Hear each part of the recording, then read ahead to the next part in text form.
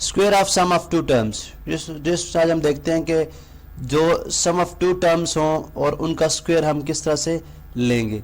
अब फर्ज करें हमारे पास एक नंबर का स्क्वायर है, जैसे 102, इसका हमें स्क्वायर लेना है। ठीक है, आज हम इसका स्क्वायर लेते हैं तो इसका मतलब क्या है कि 102 मल्टीप्लाई बाय 102।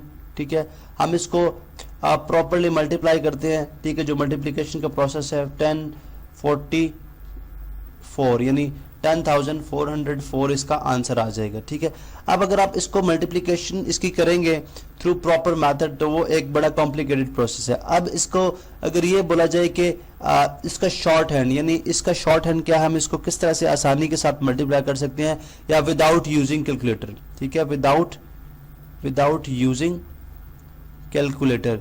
अब ये 102 का जो है ये आप प्रॉपर मल्टीप्लिकेशन के थ्रू कर सकते हैं, जो एक लॉन्ग प्रोसेस है, या आप इसको थ्रू कैलकुलेटर। लेकिन विदाउट यूजिंग कैलकुलेटर हो तो हम 102 को अगर दो टर्म्स का सम लिख लें, यानी 100 प्लस 2 और इसका स्क्वायर करें।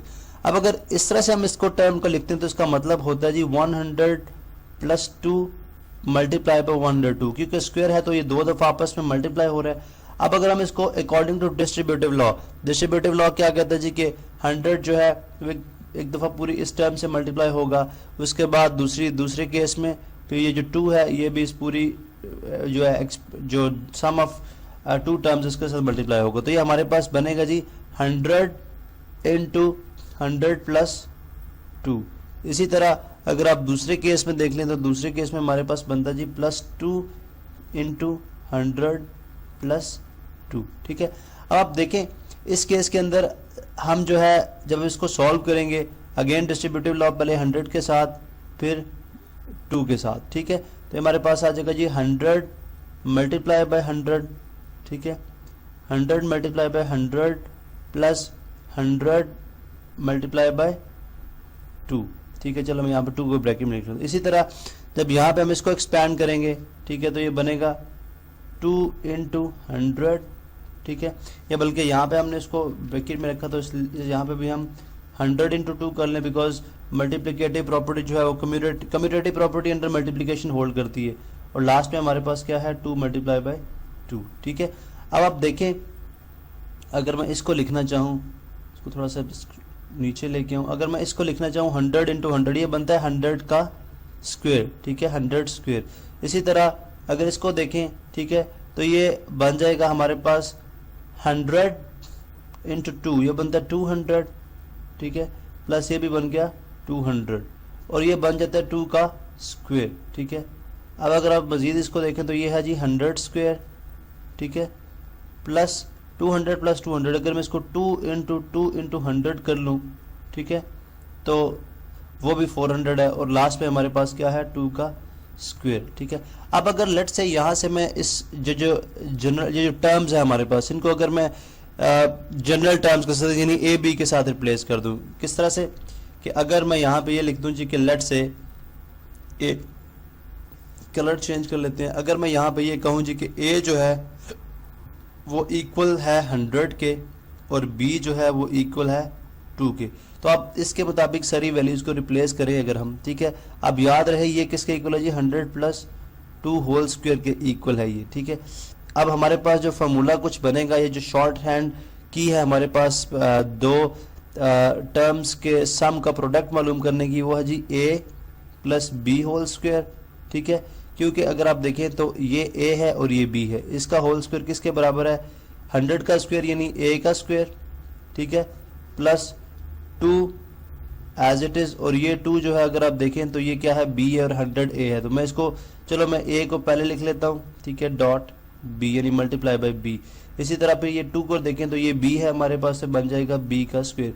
तो अगर आप देखें तो हमारे पास ये जो a plus B whole square आ रहा है ये बराबर आ रहा है a square plus 2ab plus b square के। ठीक है, अब अगर हम यही इसी फार्मूले को, इसी जो सम ऑफ टू टर्म्स हैं, इसके स्क्वायर को अगर हम इस फार्मूले से एक्सपेंड करें और हम ये चेक करेंगे कि क्या हमारे पास आंसर जो है वो यही आ रहा है जो कि हमारे पास कैलकुलेटर ने हमें आंसर दिया है 10404, या हमने जो मल्टीप्लाई करके आंसर हासिल किया है।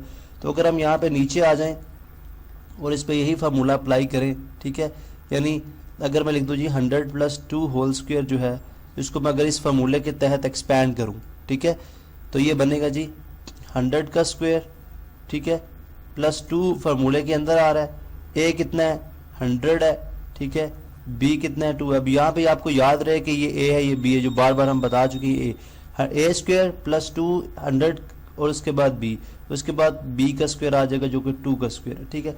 अब अगर मैं इसको एक्सपैंड कर रहा हूँ, इसको विदाउट कैलकुलेटर, ये स्क्वायर है तो 4 जीरो आ जाएंगे, 2 से डबल हो जाएंगे 4 हो जाएंगे, ठीक है, 2 इंटू 2 4 और 4 इंटू 100 ये बन गया 400, ठीक है, और प्लस 2 का स्क्वायर कितना होता है 4। अब हमें क्या करना है कि इन सबको हमने ऐड करा देना है, ठीक है।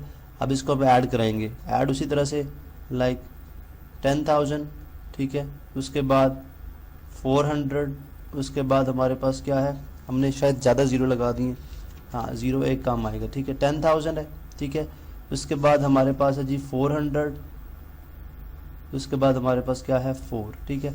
अब हम सबको जब ऐड करेंगे, ठीक है, तो हमारे पास आ गया 40401, तो 10,404। अब आप देखें कि इस फार्मूले के तहत ये जो हमने शॉर्ट हैंड फार्मूला ड्राइव किया है सम ऑफ टू टर्म्स का, sum square of sum of two terms का, उससे हमारा वही जवाब आया है जो कि हमें कैलकुलेटर ने जवाब दिया है, ठीक है, डायरेक्टली। तो आपने देखा जी कि sum of square of sum of two terms जो है हमने उसके लिए एक शॉर्ट की या एक शॉर्ट हैंड फार्मूला हमारे पास आ चुका है, ठीक है, जिससे हम किसी भी नंबर्स, किसी भी बड़े नंबर को ब्रेक करके हम उसका जो है वो स्क्वायर, सम ऑफ स्क्वायर्स बड़ी आसानी के साथ या उस नंबर का स्क्वायर बड़ी आसानी के साथ मालूम कर सकते हैं, ठीक है। तो आपने देखा जी कि हमारे पास जो a plus B whole square होता है, ठीक है, वो किसके इक्वल होता है जी, a स्क्वायर प्लस 2ab और प्लस बी स्क्वायर, ठीक है।